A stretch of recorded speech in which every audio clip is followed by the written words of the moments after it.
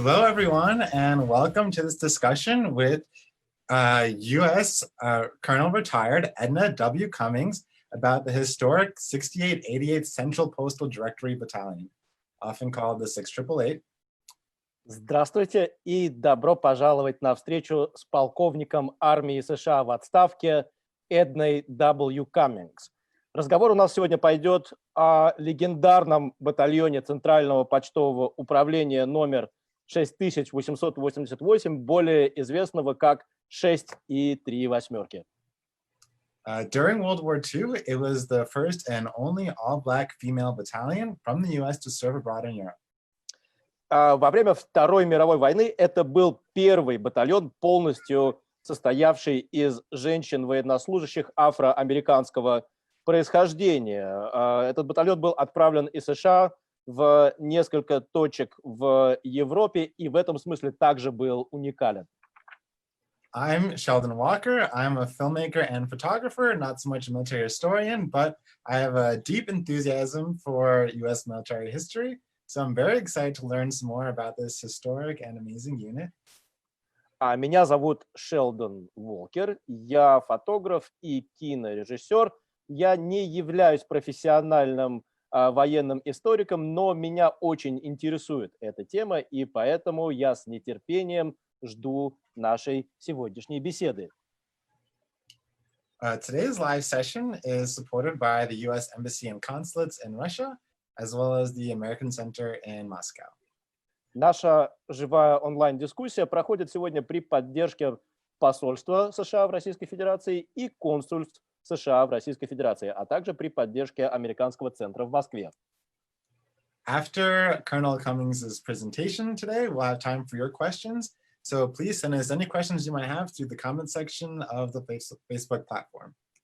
После презентации полковника Каммингс у нас будет время на ваши вопросы, так что, пожалуйста, присылайте их нам в комментариях под этой трансляцией в Фейсбуке. So I'm very honored to introduce our speaker to you today. Colonel Cummings was inducted into the U.S. Army Women's Foundation Hall of Fame in March 2020 for her exceptional contributions to women in the Army and has been instrumental in obtaining long overdue recognition of the 6888, about which we'll learn more today. А сейчас я с огромным удовольствием представлю вам нашу сегодняшнюю гостью, нашего спикера. Полковник Каммингс была включена в зал славы женщин-военнослужащих армии США в марте 2020 года за выдающийся вклад в укрепление роли женщин в армии США. Именно благодаря ее усилиям, наконец, были должным образом признаны заслуги батальона 6888. И именно об этом мы с вами сегодня узнаем поподробнее. Go ahead. Большое спасибо. Продолжайте. Colonel Cummings was the first African-American female ROTC graduate from Appalachian State University, after which she pursued a distinguished 25-year military career. She was a leader and role model in positions first open to women, including key roles in Homeland Defense, Chief of Emergency Operations and Duty Program Manager at the Pentagon, and Reserve Forces Advisor with the U.S. Northern Command, North American Aerospace Defense. Полковник Каммингс стала первой женщиной-афроамериканкой, окончившей корпус подготовки офицеров запаса при университете Апалачи. После этого ее ожидала блестящая 25-летняя карьера в вооруженных силах США. Полковник Каммингс является лидером и примером для подражания, будучи первой женщиной, занявшей ключевые посты в области национальной безопасности, включая такие посты, как руководитель службы чрезвычайных ситуаций и дежурный координатор программ в Пентагоне, а также советник по войскам резерва Североамериканского командования Вооруженных сил США и командования воздушно-космической обороны Североамериканского континента. And she now operates Cummings & Cummings LLC, a consulting firm in Washington, D.C. А сейчас полковник Каммингс возглавляет консалтинговую фирму Cummings & Cummings LLC, и эта фирма базируется в Вашингтоне, федеральный округ Колумбия. So thank you, Colonel Cummings, so much for joining us today from the U.S. We look forward to learning more about your research about this groundbreaking battalion. And today, you're going to show us a trailer from the film that you helped produce called 6888. Что ж, полковник Каммингс, спасибо за то, что вы присоединились к нам сегодня из США. Мы с нетерпением ждем вашего рассказа об этом легендарном батальоне. И мы также покажем трейлер к документальному фильму, над которым вы работали в качестве продюсера. И этот фильм называется «638». Well, thank you for that fantastic introduction, and I appreciate the opportunity to share the story about the 6888.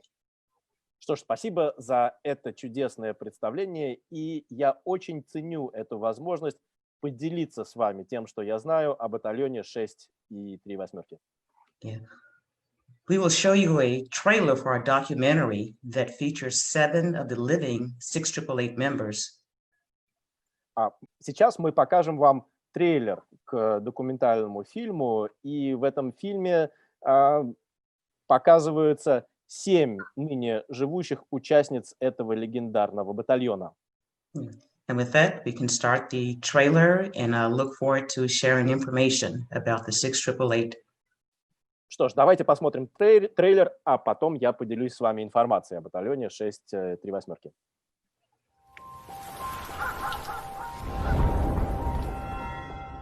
6888 Central Postal Directory started in Fort Oglethorpe, Georgia. We called it 6888 CPD. That's when I was overseas with 6888. We call it the 6888.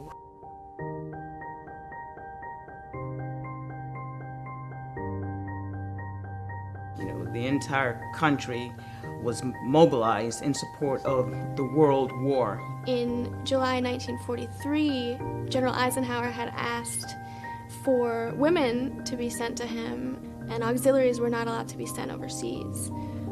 So at that time, they started to create the WAC bill, the Women's Army Corps bill. I said, the WACs? I said, I had a cousin that was a WAC. She said, really?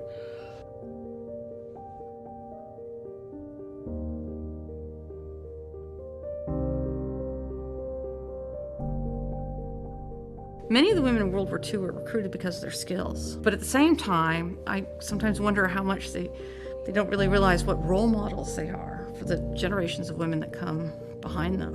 White people never expected anything of us. You see, so when you got out there and did something that was extraordinary, they said somebody else must have done that. While telling that story and documenting what these particular military units, that in most cases were all military, were all black, and most times they had a white commander, but those soldiers still performed at the same level as their white counterparts in terms of defending and providing for the democracy of this country.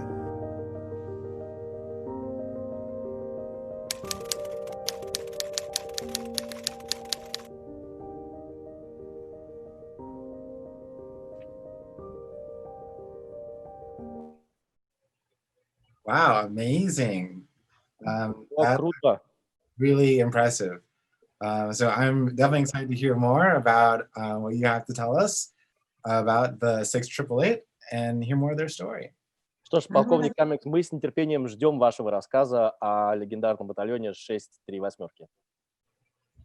Okay. Thank you. Спасибо.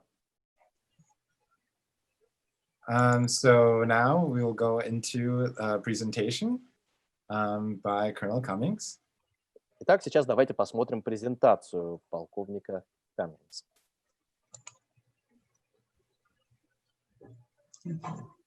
This presentation is about the 6888 Central Postal Directory Battalion. Эта презентация посвящается батальону 638. Это батальон Центрального почтового управления армии США. It's a hidden her story about the brave women in World War II. Это такая потаенная her story, да, история, женский взгляд на историю того, как военнослужащие женщины сражались во Второй мировой войне и как они в ней участвовали. Their motto: no male, low morale. Девиз этого батальона. Если нет почты, мораль в войсках будет невысокая. So the purpose of this presentation is to provide an overview of women's contributions to the military during World War II. Цель этой презентации – это сделать обзор вклада женщин в военную кампанию во время Второй мировой войны. And we intend to highlight the 6/888 Central Postal Directory Battalion challenges and accomplishments. А также мы уделим особое внимание тем вызовам, которые стояли перед батальоном 638 и тем, каких достижений им удалось добиться. The presentation has three primary components.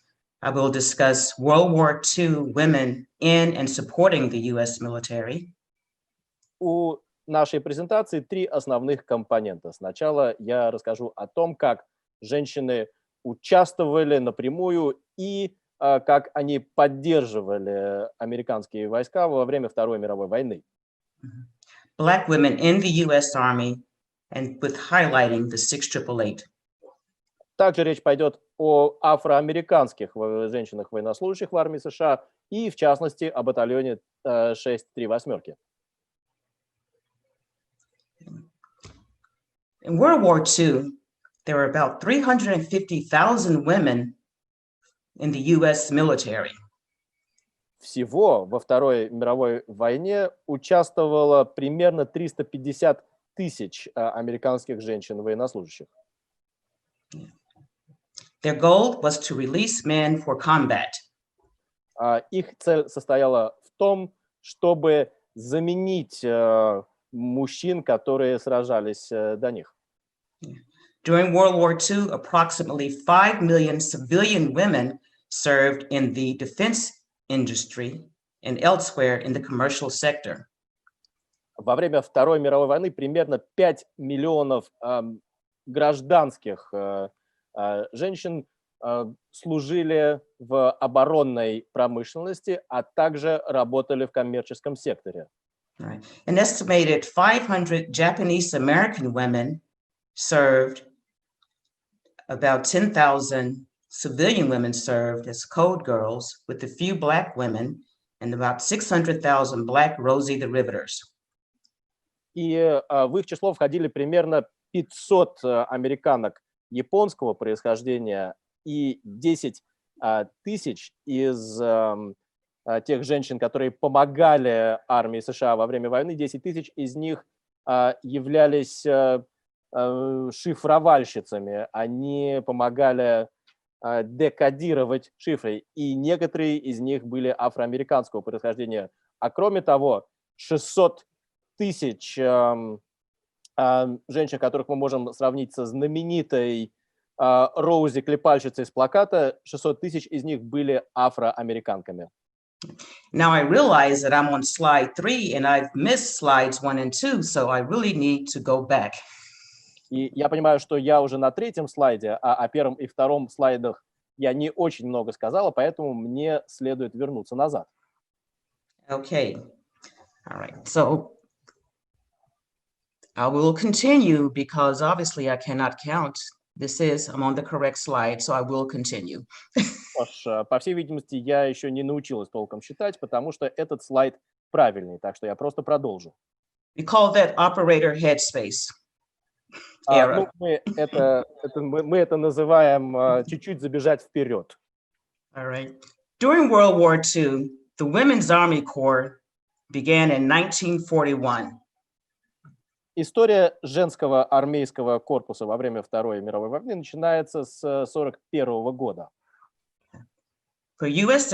Representative Edith Norse Rogers of Massachusetts introduced a bill to create the Women's Army Auxiliary Corps. Именно в этом году конгрессмен США Эдит Норс Роджерс, представлявшая Массачусетс, предложила законопроект, в соответствии с которым предполагалось основать вспомогательный женский армейский корпус. Right. In May 1942, President Franklin Roosevelt created the Women's Army Auxiliary Corps, but not with official military status. That was Public Law 77554. В мае 1942 года президент Франклин Делано Рузвельт создал вспомогательный женский армейский корпус, который не имел официального военного статуса. Это было сделано в соответствии с общественным законом 77-554.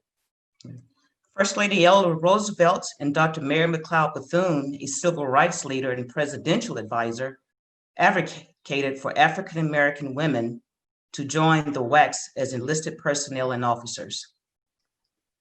Первая леди Элеонор Рузвельт и доктор Мэри Маклеод Бетюн, борец за гражданские права и советник президента, выступали за то, чтобы афроамериканские женщины присоединялись к вновь созданному вспомогательному женскому армейскому корпусу в качестве специалистов и в качестве офицеров.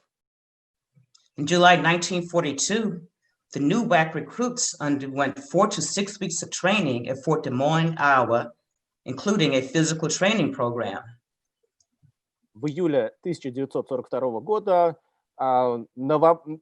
женщины-новобранцы этого вспомогательного армейского корпуса начали проходить 4-6-недельную начальную подготовку. Это происходило в форте Де Мойн, штат Айова, и это включало в себя программу физических упражнений. This program was followed by 4 to 12 weeks of specialist training. Затем следовали от 4 до 12 недель специализированной подготовки. The first class consisted of 440 officers, 125 enlisted personnel, including 40 Black women for officers training.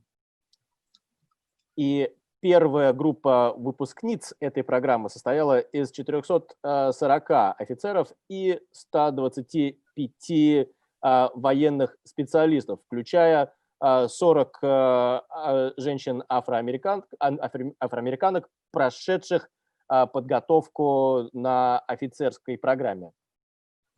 Captain Charity Adams was the first Black WAC officer. И на фотографии слева вы видите капитана Черити Адамс. Она была первой женщиной-афроамериканкой, ставшей офицером этого корпуса. In July 1943, President Franklin Roosevelt created the US Women's Army Corps, Public Law 78-110. В июле 1943 года президент Рузвельт создал женский армейский корпус армии США, общественный закон 78-110. October 78, President Jimmy Carter disbanded the Women's Army Corps, Public Law 95-485. А в октябре 1978 года президент Джимми Картер прекратил существование женского армейского корпуса. Это общественный закон 95-485.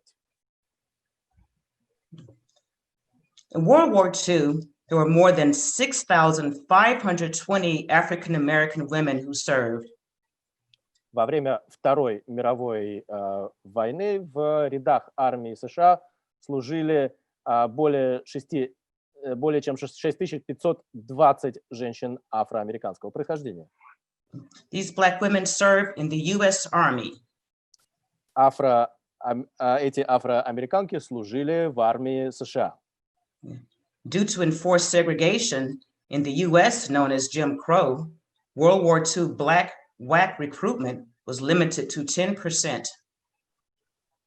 Из-за того, что в то время в США действовали сегрегационные законы, известные как Джим Кроу, в вышеназванных женских армейских корпусах количество афроамериканских военнослужащих было лимитировано, их должно было быть не больше, чем 10%.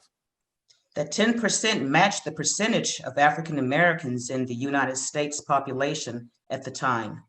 Эти 10% должны были соответствовать 10% афроамериканского населения в США. Именно таким в тот момент был этот процент. The U.S. Army's policy reflected the laws requiring separate facilities for blacks and whites. И установления армии США в то время отражали законы, где требовалось создание отдельных условий для белых и для черных. The 855-member 688 Postal Directory Battalion was the only African-American WAC unit to serve overseas. И батальон Центрального почтового управления 638, состоявший из 855 женщин-военнослужащих, был единственным афроамериканским подразделением женского армейского корпуса, который был отправлен на службу за рубеж. They served overseas from February 1945 to February 1946.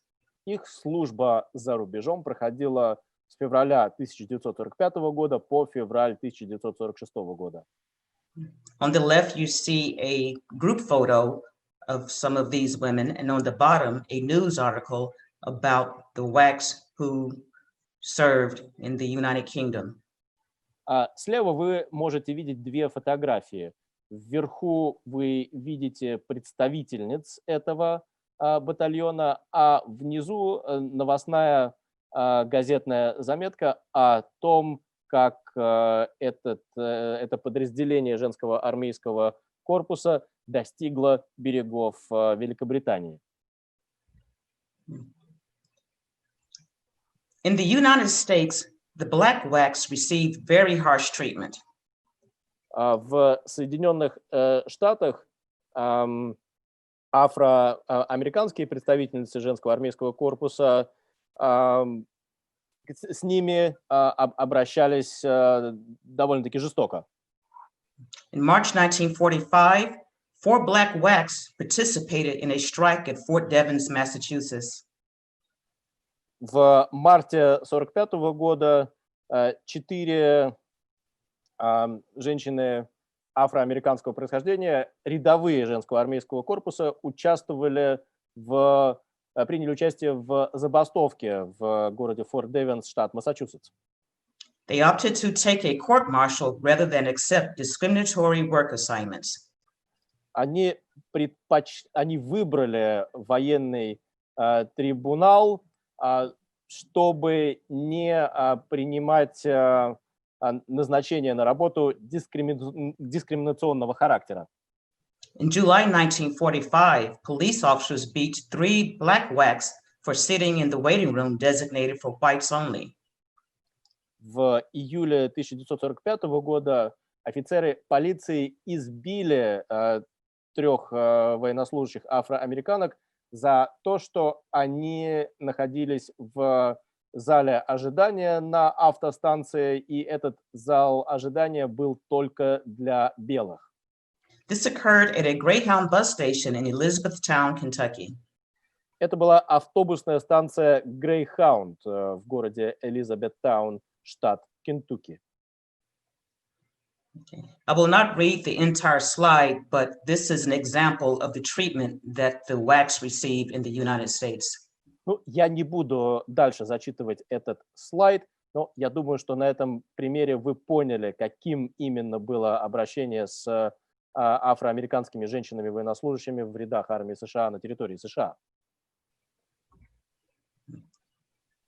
In the United States, the black WACs serve all over. В США, на территории США, военнослужащие афроамериканского происхождения служили на всей территории страны. Fort Oglethorpe, Georgia, was the overseas training location for the 688. И вот выделенный здесь Форт Оглторп, штат Джорджия. Именно здесь батальон 638 проходил подготовку перед отправкой за рубеж. The 688 attended a 2 weeks overseas training session at Fort Oglethorpe, Georgia in January 1945. Военнослужащие батальона 638 проходили подготовку в Форт Оглторп, штат Джорджия, в течение 2 недель в январе 1945 года. In February of this year, I visited Fort Oglethorpe, Georgia, and met with the park ranger and the museum executive director. В феврале этого года я побывала в этом месте, в Форт Оглторпе, и там я встретилась с директором музея и с рейнджером, хранителем парка. Very interesting trip. You can see where the 688 train, block 1400, is circled to correspond with the map to show the training sites. И это была очень интересная поездка. Я побывала в том месте, где проходили подготовку представительницы батальона 638, и вы видите на центральной фотографии выделенная надпись «Блок 1400». Именно здесь и располагалось то место, где они проходили подготовку. And if you ever get the opportunity, please visit the Chickamauga and Chattanooga National Military Park at Fort Oglethorpe, Georgia. И если вам представится такая возможность, пожалуйста, посетите национальный военный парк Чикамауга и Чаттануга. After training at Fort Oglethorpe, the 688 departed for Europe at Camp Shanks, New York. И после прохождения подготовки в Форт Оглторпе батальон 638 отправился в Европу с пристани Camp Shanks в Нью-Йорке. This picture shows some of the WACs who posed prior to their trip to Europe. You can see they're very excited.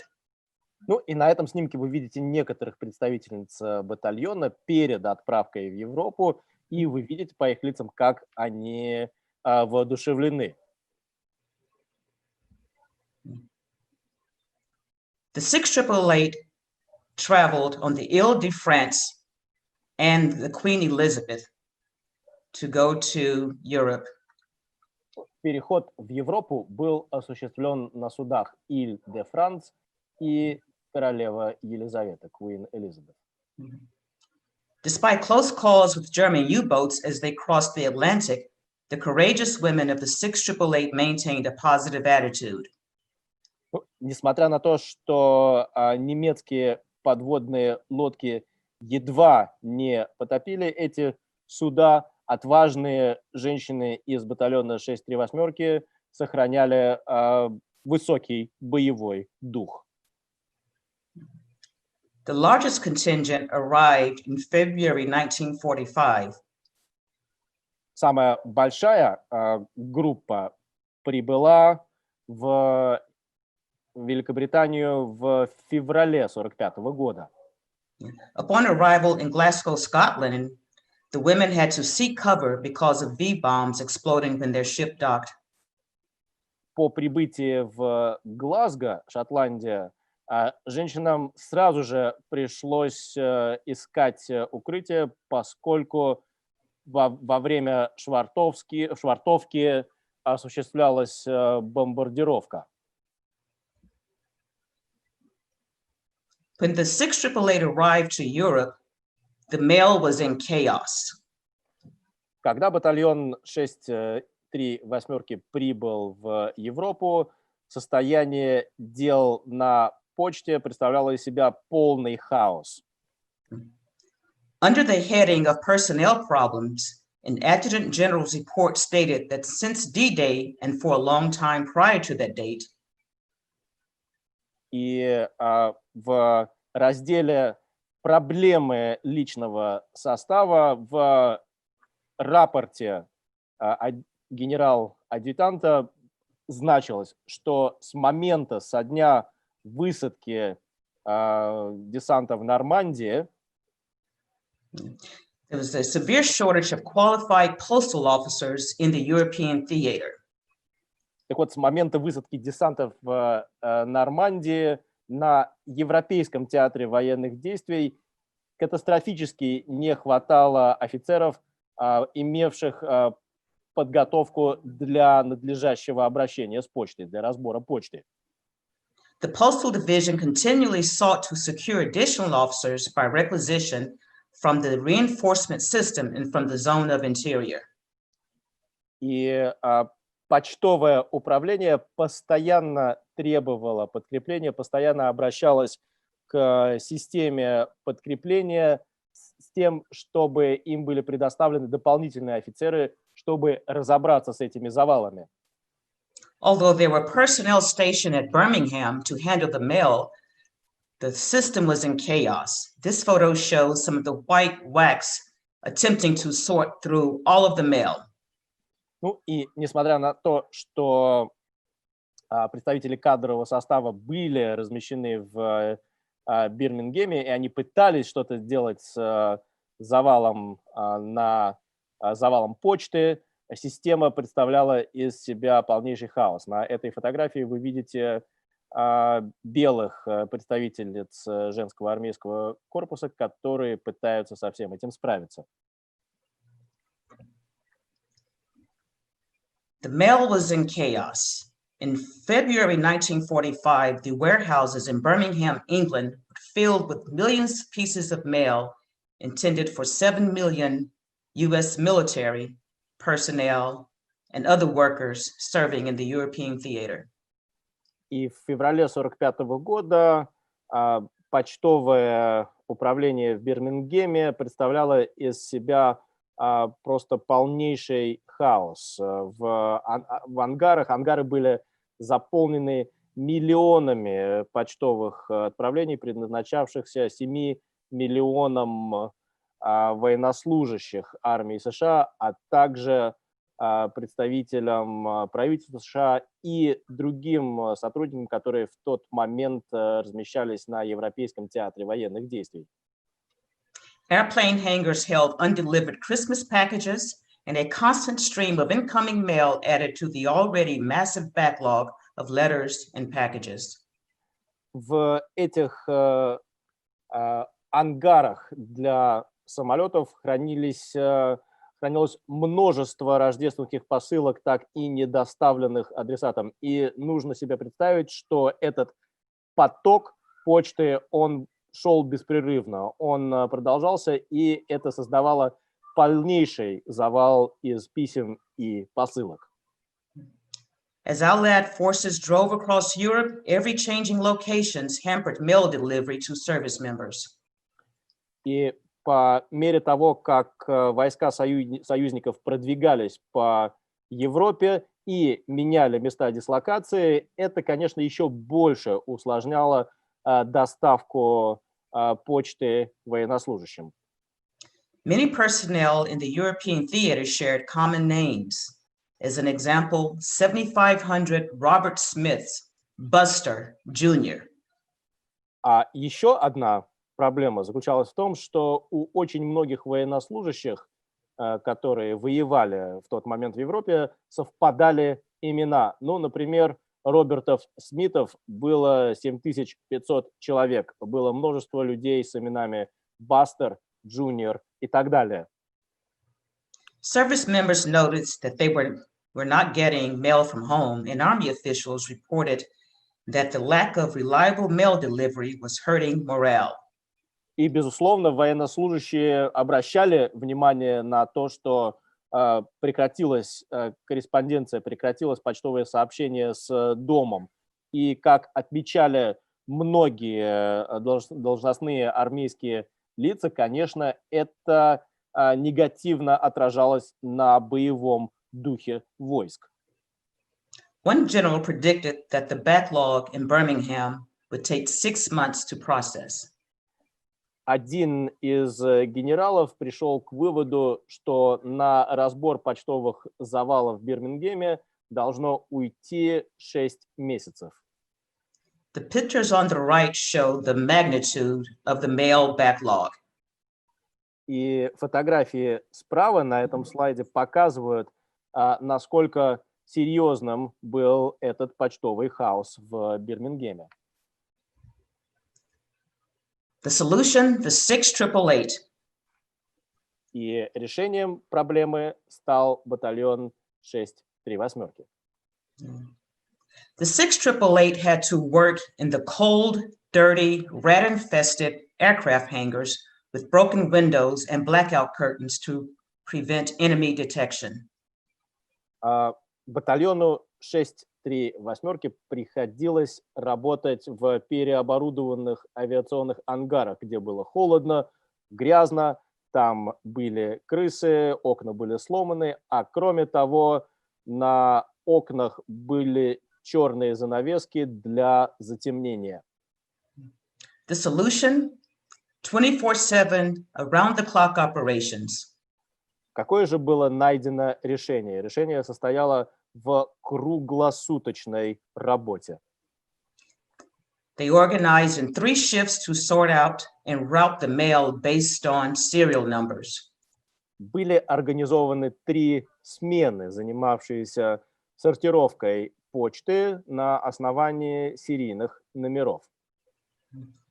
In Birmingham, England alone, they reduced the mail backlog in 3 months instead of the 6-month estimate. Только в Бирмингеме им удалось разобрать завал, причем предполагалось, что на это уйдет 6 месяцев, им же удалось это сделать за 3. They processed 65,000 pieces of mail per shift. An estimate, 195,000 pieces of mail every 24 hours. За одну смену обрабатывалось 65 тысяч единиц корреспонденции. Давайте с вами посчитаем. 65 тысяч умножаем на количество смен, получается 195 тысяч единиц корреспонденции в сутки. If you do the math, 195,000 times 90 days, it's about 17 million pieces of mail alone in Birmingham, England.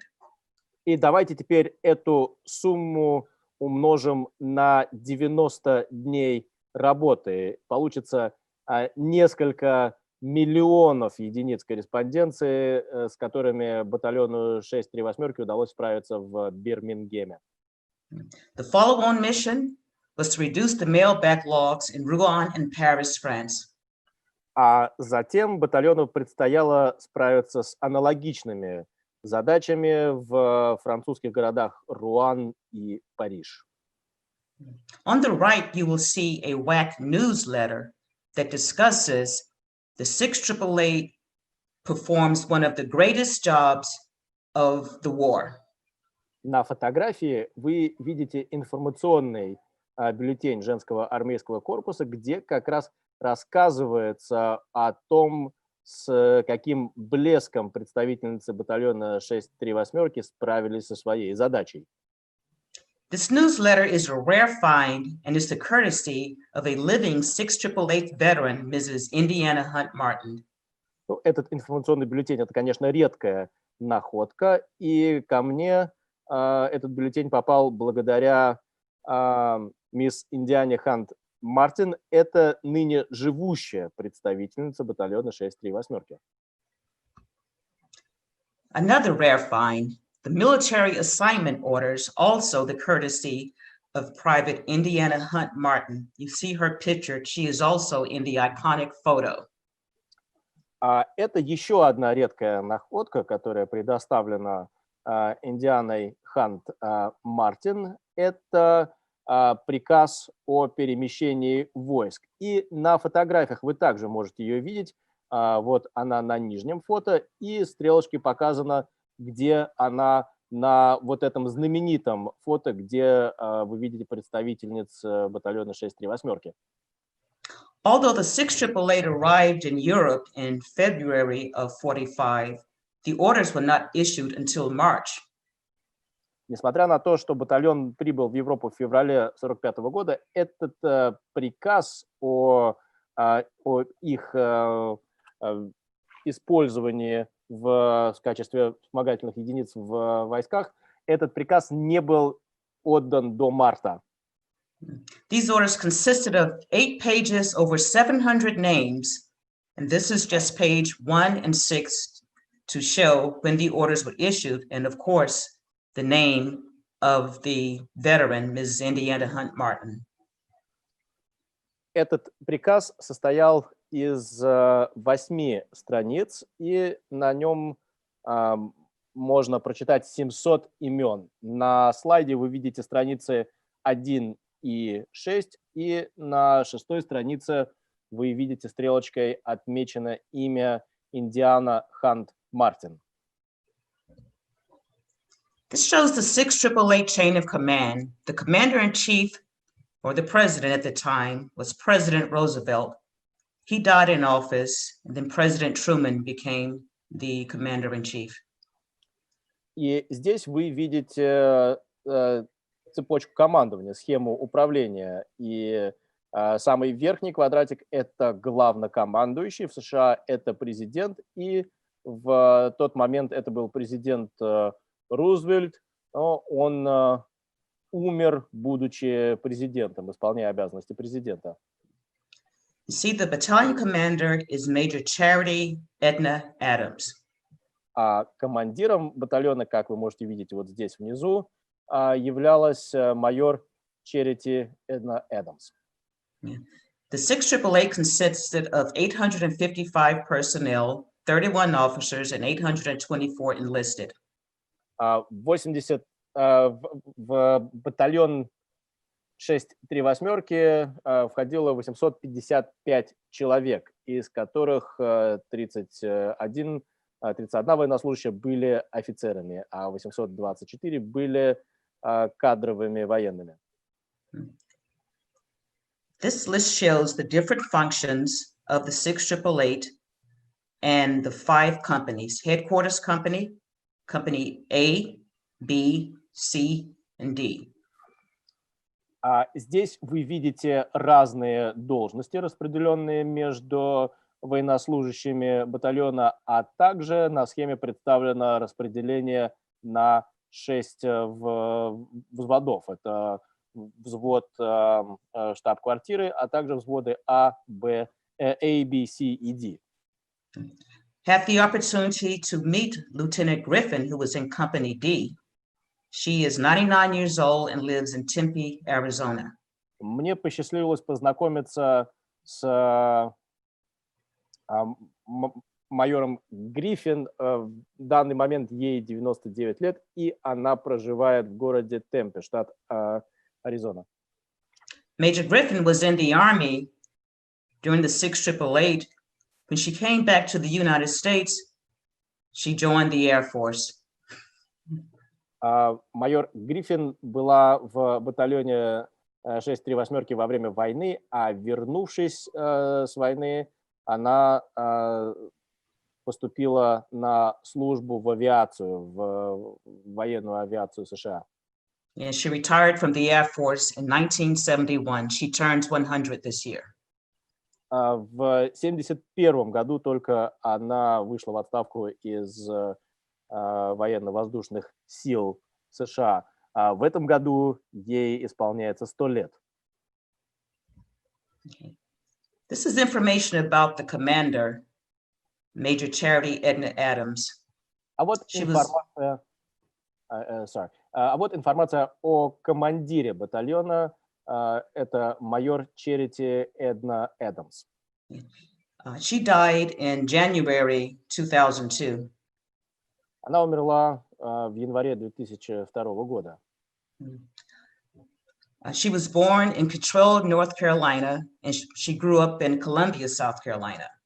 Она родилась в городе Китрелл, Северная Каролина, а выросла в городе Колумбия, Южная Каролина.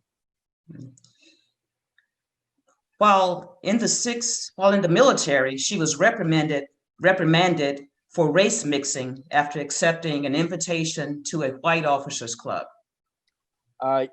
Ей был объявлен выговор с формулировкой за смешение рас, когда она приняла приглашение посетить офицерский клуб для белых. When a general stated, "I'm going to send a white lieutenant down here to show you how to run this unit," referring to the 688, Major Adams responded, "Over my dead body, sir."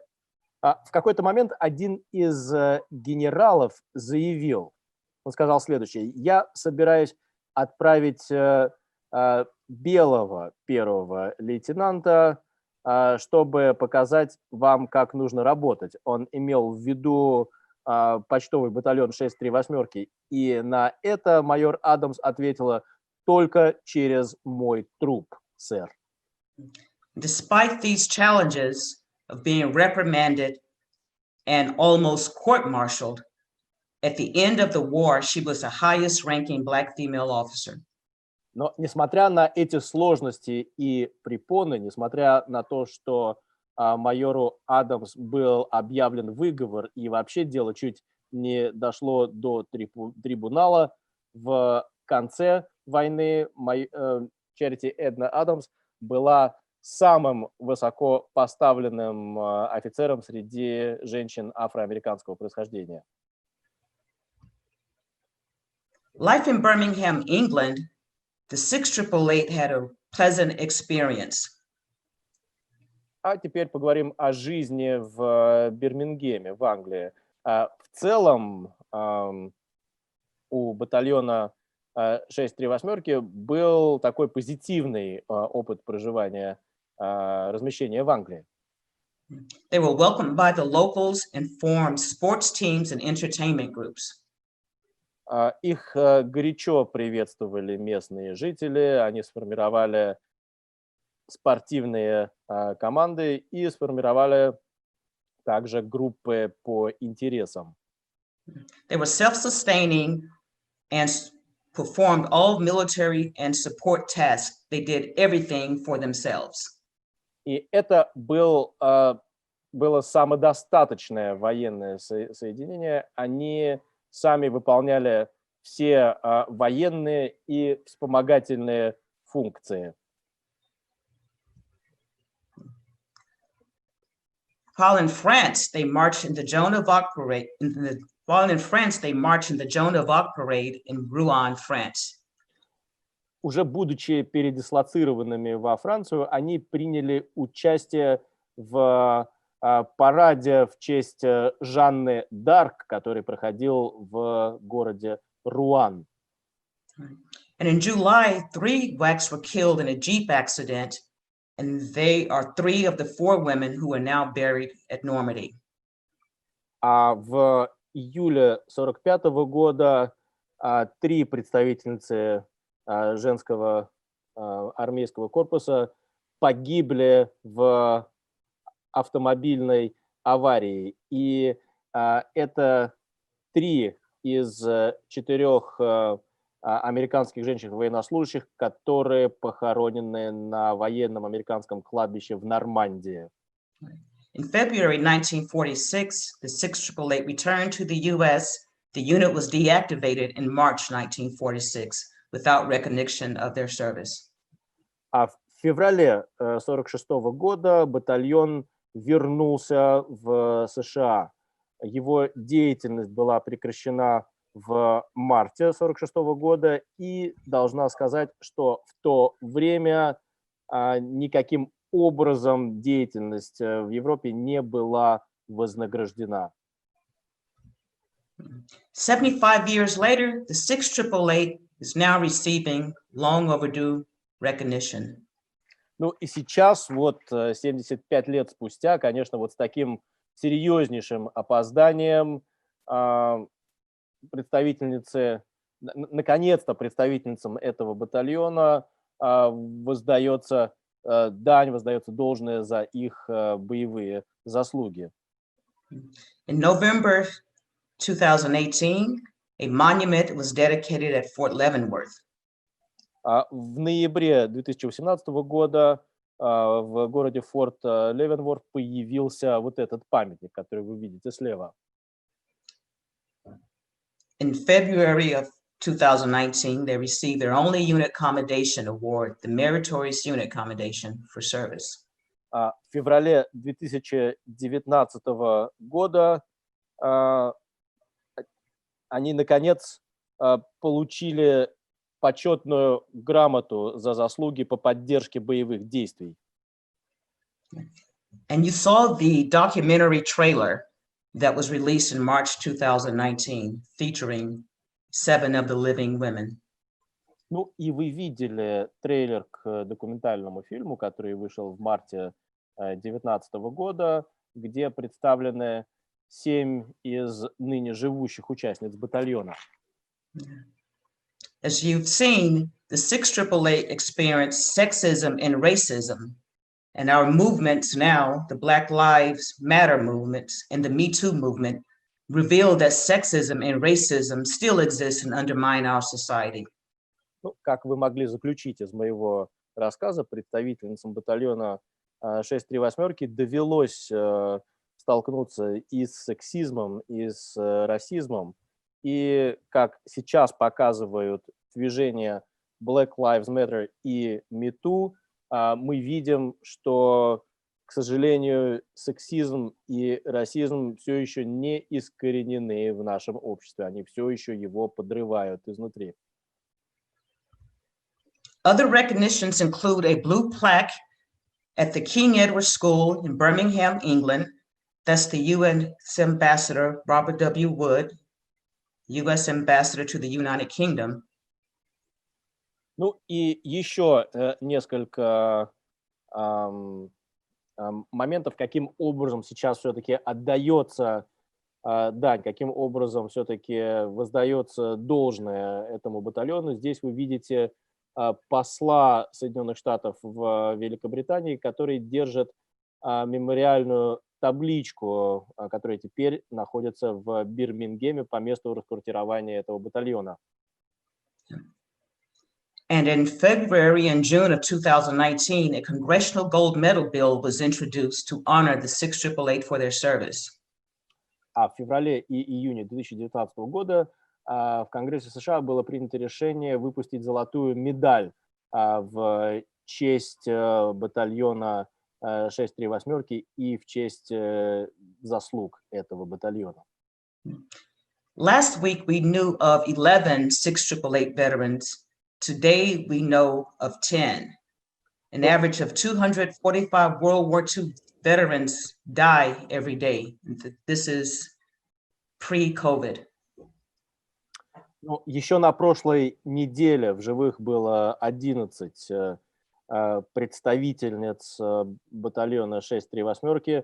На этой неделе, увы, их осталось всего 10. Нужно сказать, что по статистике в среднем каждый день умирает примерно 245 ветеранов Второй мировой войны, и эти статистические данные до начала эпидемии COVID-19.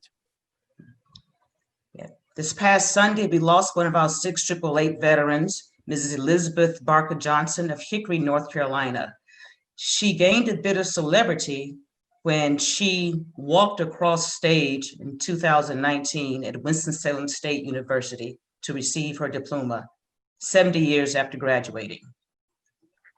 И вот, к сожалению, в это воскресенье от нас ушла Элизабет Баркер Джонсон. Она проживала в городе Хикори, Северная Каролина, и незадолго до ухода она, в общем, стала весьма и весьма знаменита. Дело в том, что она в 2019 году, представьте себе, через 70 лет после окончания университета Уинстон-Салем, через 70 лет ей был вручен диплом этого университета, наконец. I will not read the summary slide, but just to highlight, 355 women served in or with the military during World War II. Сейчас подведем с вами некоторые итоги. Во время Второй мировой войны в войсках армии США и во вспомогательных войсках служило примерно 350 тысяч женщин. The all-black 855-member 688 was the only African-American Women's Army Corps unit to serve in Europe during World War II. Батальон 638, состоявший из 855 военнослужащих женщин афроамериканского происхождения это был единственное такое соединение, которое несло службу в Европе, за пределами США. The next 2 pages lists resources and media that will be available for you to research if you would like to know more about women in World War II or the 688.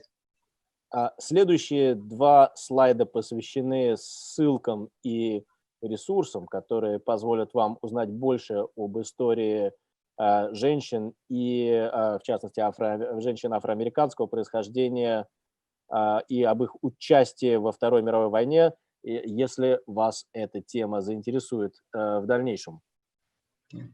Next page is just some of the media that the 688 has received since we started the recognition efforts. Ну, и с тех пор, как мы приняли наши усилия по признанию заслуг этого батальона, было довольно большое число упоминаний в прессе, и ссылки на эти упоминания представлены на данном слайде. Thank you so very much, and I guess we will now open it up for questions. You may contact me, as mentioned on this slide here. Большое спасибо. Мы можем сейчас с вами поговорить. Я буду рада ответить на ваши вопросы. И, пожалуйста, вы можете со мной связаться. Моя контактная информация сейчас перед вами. I'll now turn it over to Sheldon to entertain any questions. Thank you so very much. Что ж, давайте теперь обратимся к Шелдону и уточним, есть ли какие-то вопросы. И огромное вам спасибо за внимание. Thank you so much for the presentation. That was amazing. Что ж, огромное спасибо за эту презентацию. Это было потрясающе. So the first question that jumps out to me is, how did the 688 and their legacy open up doors for Black women to participate in the military later on? Что ж, первый вопрос, на который мне хотелось бы обратить внимание, это то, как опыт военнослужащих из батальона 638, каким образом он открыл двери для афроамериканских военнослужащих женщин, которые пожелали вступить в ряды армии США в дальнейшем. The 688 proved that if given the opportunity and training, they could perform as well as anyone. Что доказал этот батальон? Он доказал, что при равных возможностях, при надлежащей подготовке, они могут нести службу наравне со всеми. Yes, they perform above and beyond the expectations, and I believe they opened the door for other generations of service women, not just Black women, but for women, period. И поскольку их служба превзошла все ожидания, этим они открыли двери для следующих поколений женщин-военнослужащих. И я считаю, что к их числу можно причислить не только военнослужащих афроамериканского происхождения, но и вообще всех женщин, которые пошли по этому пути. We have some questions from our audience here. So someone would like to know, how well do you think the younger generation is aware of the events of World War II? Что ж, вопрос от наших зрителей. Как, по вашему мнению, насколько молодое поколение сейчас знакомо с событиями Второй мировой войны? Based on my conversation with a lot of young people, the 688 is one of those hidden stories, and so many other events that occurred in World War II, this generation is not aware. I think they are aware of the results and the outcomes of World War II, but not the impact. Ну, судя по моим So I разговорам, believe this is a great opportunity to share this information.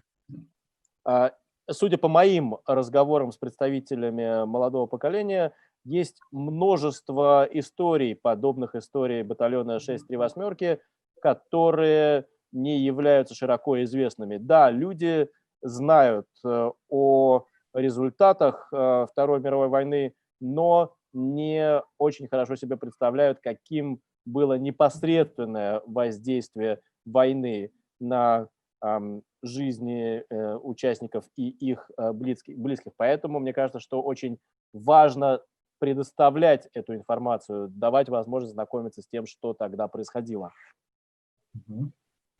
Someone else would like to know if the remaining 6888 women have been recognized for their efforts recently.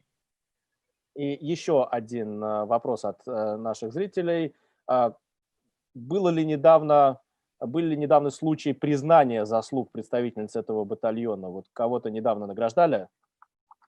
As I mentioned, the recognitions have been the monument dedication at Fort Leavenworth, Kansas. That was 2 years ago in November 2018. The only award for commendation by the Army, the Meritorious Unit Commendation. We have a Congressional Gold Medal bill introduced that has yet to pass Congress, but at least it's been introduced. And we are gradually bringing forth this story to get the 6888 their long overdue recognition.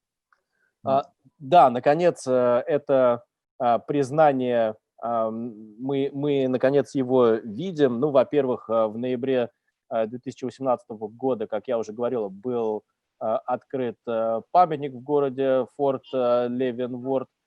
Кроме того, появился законопроект в Конгрессе об учреждении золотой медали в честь этого батальона. Ну, пока, правда, это решение еще не принято, но мы ожидаем его принятия.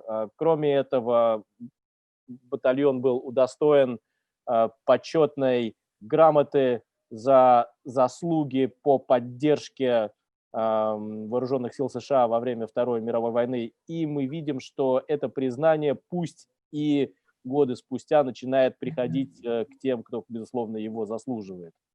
And also several states have issued proclamations to recognize the 6888. А кроме того, несколько штатов выпустили прокламации с признанием заслуг батальона 638. So I know that during World War II, many of the white WAC members had a great variety of jobs that were not necessarily available to the black WACs. Was there any pushback among the 6888 against the job of handling this male issue, or were they happy to do this job? Я знаю, что во время Второй мировой войны белые представительницы женского армейского корпуса, у них было больше возможностей, был шире выбор тех специальностей, которыми они могли заниматься в этом корпусе по сравнению с афроамериканскими представительницами этого корпуса. Так вот, вопрос в следующем. Было ли какое-то нежелание у представительниц этого батальона заниматься таким делом, как сортировка почты? Based on my conversation with the 6888 veterans, they were proud and honored to do the job. They had a chance to travel overseas, and they succeeded where others had failed.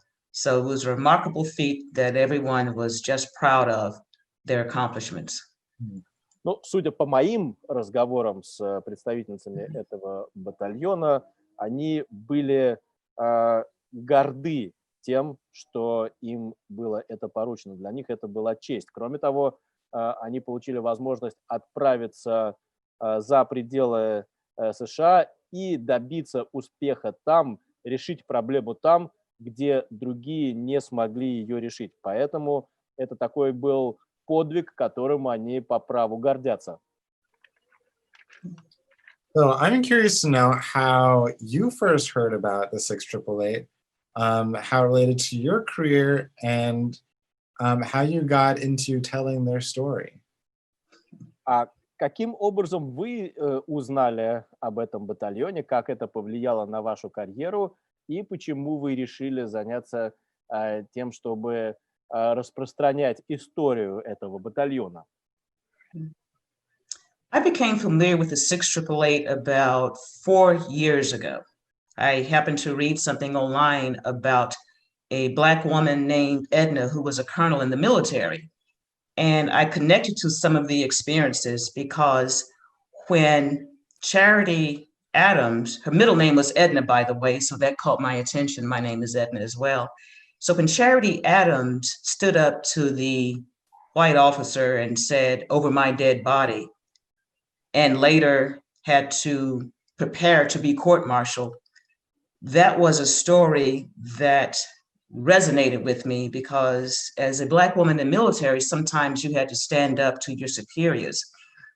But the rest of that story is the white officer came back and apologized to her and said that she had shown him a side of women and Black women that he wasn't familiar with.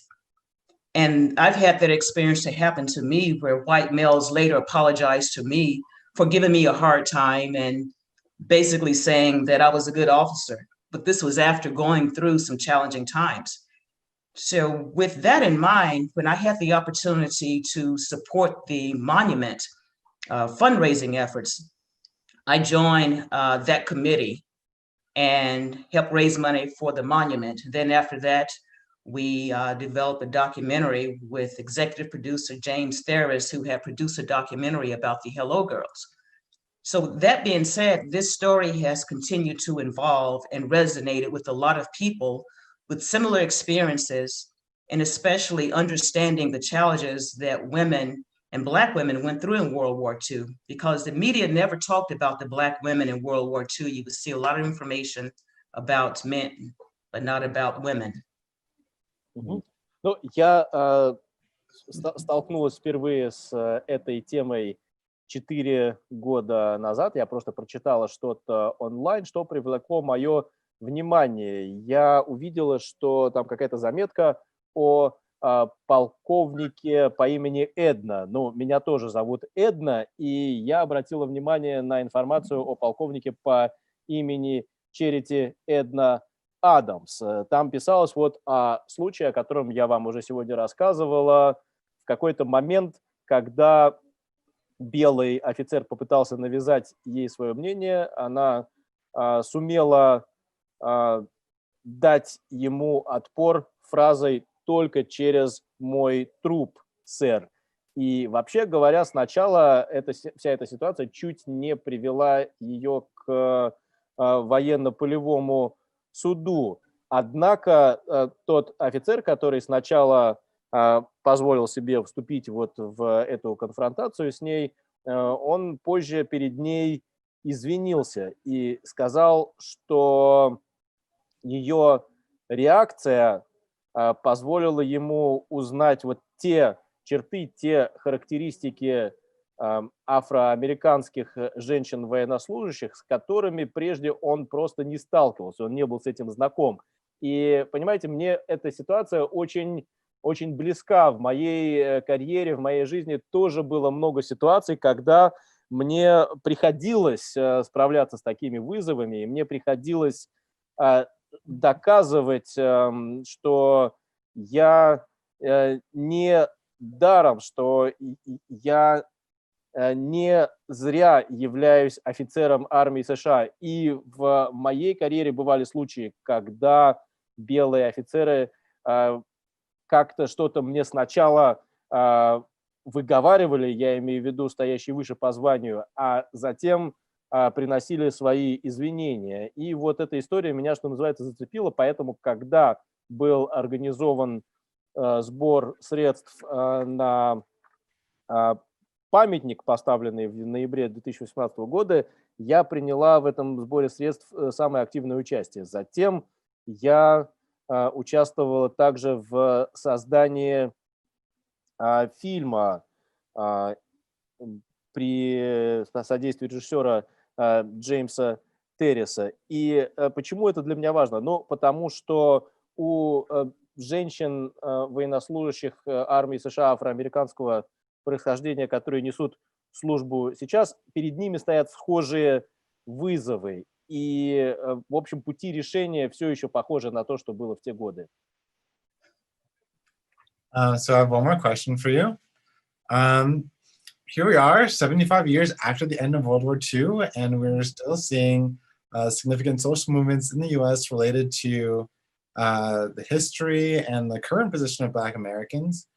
So what role do you think your work plays and your public outreach plays in today's movement?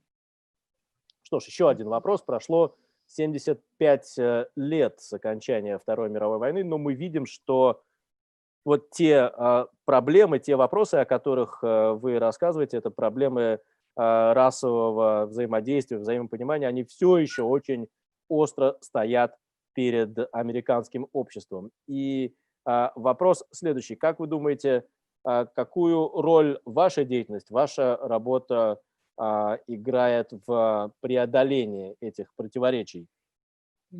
I believe the 6888 story informs the narrative of Me Too and Black Lives Matter. These events occurred 75 years ago with the 6888, and similar events are occurring now. So again, it informs the narrative. Я полагаю, что история батальона 638 соотносится с тем, что мы видим сегодня, соотносится с тем, за что борются представители движений Black Lives Matter и Me Too. И я считаю, что функция истории батальона 638 – это дополнять нарратив. Это очень важная история в текущем контексте. Okay, well, thank you so much, Colonel Cummings, and to all of you for tuning in and watching our show. And I hope everybody enjoyed their time and were able to learn something about the 6888. Что ж, огромное вам спасибо за ваше время, полковник Cummings. И я уверен, что те, кто нас сегодня слушал, не зря провели время и узнали много очень нового и полезного о военной истории США и о батальоне 638. Well, thank you so very much for having me, and I appreciate the interpretation. Thank you. Что ж, большое спасибо за то, что вы меня пригласили, спасибо за перевод, и всем еще раз спасибо.